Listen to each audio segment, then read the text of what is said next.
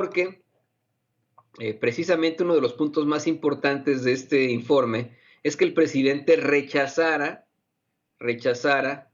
las acusaciones de que están militarizando al país. Aquí una y otra vez el abogado César Gutiérrez Priego, especialista en situaciones militares, especialista en seguridad, colaborador de este espacio de Sin Censura, nos lo ha determinado una y otra vez, que México no está siendo militarizado, que en todo caso los que militarizaron al país fueron otros desde otros momentos, como Calderón en su momento, Peña Nieto también, un poco Fox, pero México no está siendo militarizado por López Obrador. Le voy a compartir esta nota que escriben Roberto Garduño y Fabiola Martínez para el periódico La Jornada. Dice: las acusaciones de que estamos militarizando al país carecen de toda lógica y en su mayoría de la más elemental buena fe. No se ha ordenado a las Fuerzas Armadas que hagan la guerra a nadie o que se involucren en acciones represivas o violatorias de los derechos humanos. Por el contrario, en esta nueva etapa, la generosa y decisiva participación de nuestros soldados y marinos en acciones de desarrollo y bienestar y paz es refrendo de su lealtad a las instituciones civiles, expuso ayer por la tarde el presidente Andrés Manuel López Obrador. Al dar lectura a su informe trimestral a la Nación, en la capilla de la Emperatriz, ¿no? Como les gusta comentar eso, ¿qué importa? De Palacio Nacional, el mandatario ponderó que la participación de las Fuerzas Armadas, además, contribuye a dejar atrás la distancia, la desconfianza entre civiles y militares que se generó por las decisiones erróneas y perversas de los anteriores gobernantes. Por eso reitero mi compromiso, dice López Obrador, a esas dos importantes instituciones del Estado mexicano, la Secretaría de Marina y la Secretaría de la Defensa Nacional. Reconoció al almirante José Rafael Ojeda Durán, titular de la Marina, y al general Luis Crescencio Sandoval de la Defensa. Usted lo sabe, el nombre, como lo dicen los militares, ese es mi general secretario de la Defensa, así dicen, ¿no? O mi almirante secretario de la Marina. Unos no lo escriben bien. Al abordar los efectos de las políticas de su administración en materia de seguridad y protección de los derechos humanos, adujo que se disminuyó el robo de combustibles, los homicidios, el robo de vehículos, el secuestro y así casi todos los delitos del fuero común y del fuero federal.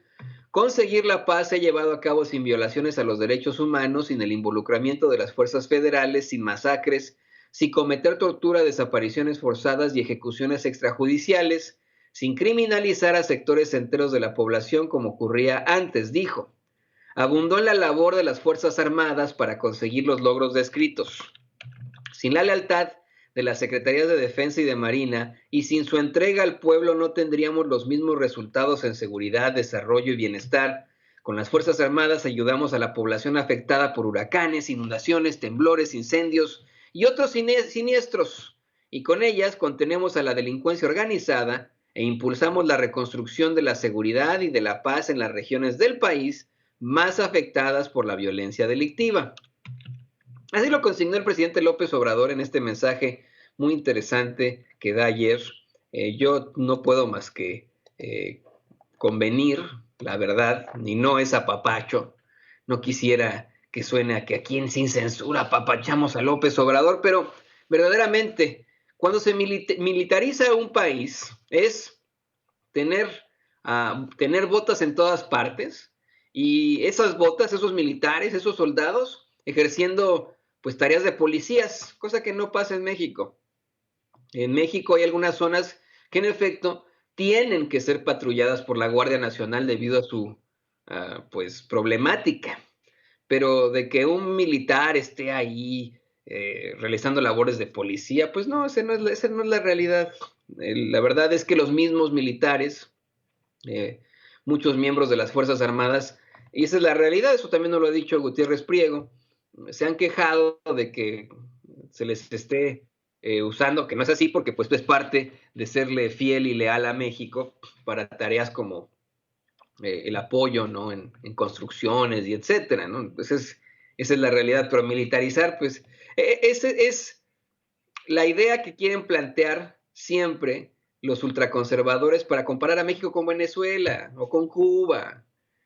Esa es la idea. Les encantaría ver al presidente López Obrador vestido de militar, con un uniforme militar. Pero ¿sabe quién sí se puso un uniforme militar que le quedaba guango? Felipe Calderón, en el primer día de su gobierno.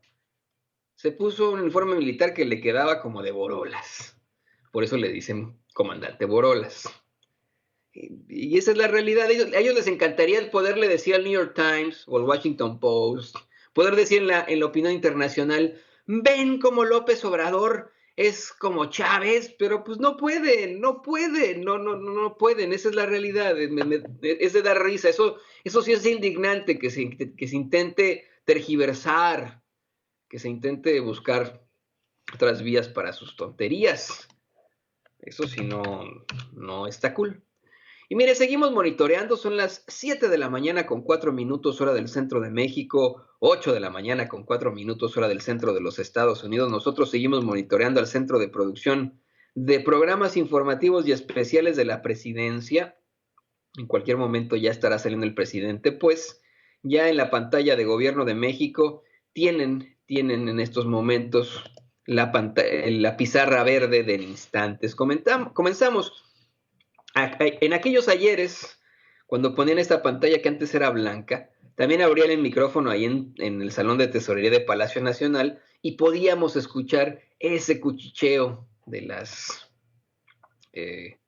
pues, el cuchicheo típico de los compañeros corresponsales de la fuente, de esos y esas a los que yo llamaba las abejitas trabajadoras en Palacio Nacional. Ahora ya no hacen eso, desafortunadamente. Pero bueno, ahí lo tiene usted. Mire, ya va a salir el presidente, pero antes de que esto ocurra, déjeme le comento una